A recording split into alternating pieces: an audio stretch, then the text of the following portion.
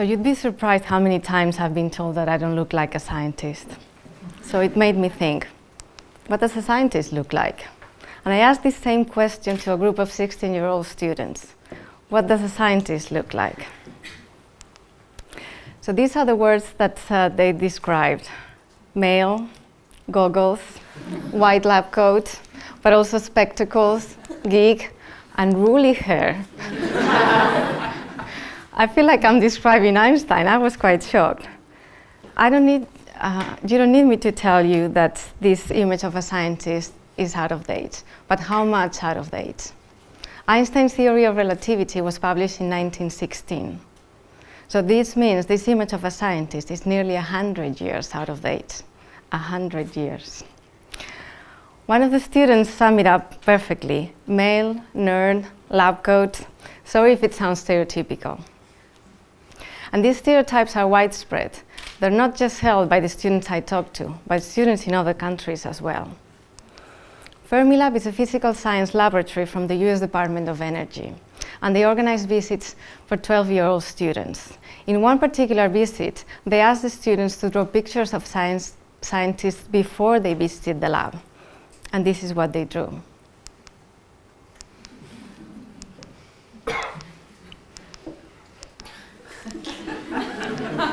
Okay, I'm going to stop now. You get the picture. Again, images of white men wearing glasses and lab coats. So this is an out-of-date, but a widespread image of scientists. Then I phrased the question slightly differently, and I asked the students what a scientist is, rather than what a scientist looks like. And this is what they said. So their answers varied a little bit. Curious and intelligent stood out, but also persistent, passionate, dedicated, confident. In fact, mostly positive attributes.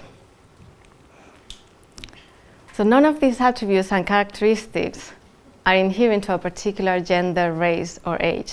So why have they been paired with the image of an old man wearing glasses? I'm a scientist. Do I look like Einstein?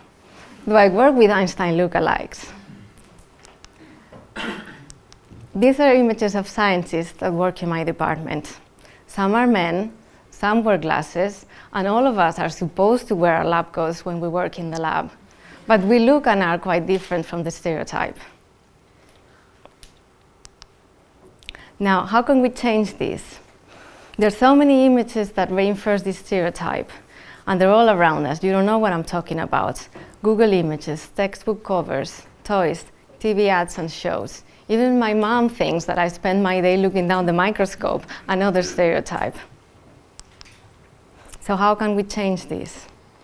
One of the things that I do is go to schools and visit students and younger students, and I talk to them about science and the science that we do in the lab. And actually, by talking to them, I realize that the perceptions of science and scientists they have reflect those stereotypes. So I take some of these students and I invite them to visit the lab. And this is one of them with Natalia and Matt, two scientists in my group. And I hope that by seeing me and my colleagues and seeing how we work, we are giving them an alternative to the stereotype. But we need more of these alternatives, and they need to be more visible. Now you may be thinking, does this really change anything? What's the power of this visibility? These are the images of the drawings of from the Fermilab project that the kids drew after they visited the lab and they talked to the scientist. So you can see now their perceptions have completely changed. A scientist can be now a woman with long hair, shocking, and blue eyes, but also a black man smiling. So exposing children to real scientists changes their stereotypes and their perceptions of gender, race, and age. Now, why does this matter? Why does this matter to me? Well, I think these stereotypes contribute to preventing girls from studying science and seeing science as a positive and optimal career choice. And also, having students visiting labs that are led by women challenges another common notion that all team leaders are men. Because not only I want to see more girls studying science, but I also want them to aspire to become leaders in their field. And you may think this is a given, this is outdated, not all team leaders are men. Well, of course not, come on. Well, let me share something with you. A few years ago, when I was already a group leader at UCL, I was talking to a sales representative about purchasing a particular set of kits for the lab. And we were discussing prices and costs, and the sales rep said, "Oh, I can talk to your supervisor and convince him to buy this for you." And I thought, this is so wrong in so many levels. First, I don't look senior enough to you, so you don't think I have the capacity to decide. And then you're assuming that my supervisor is a man. And it's not just the kids and adults that think about this. So, and I'm sure some of you, at least sometimes in your life, you can experience something like this, either because you don't fit the stereotype that people have of the profession you have, or you don't fit the stereotype of the position you hold. So let's challenge these stereotypes.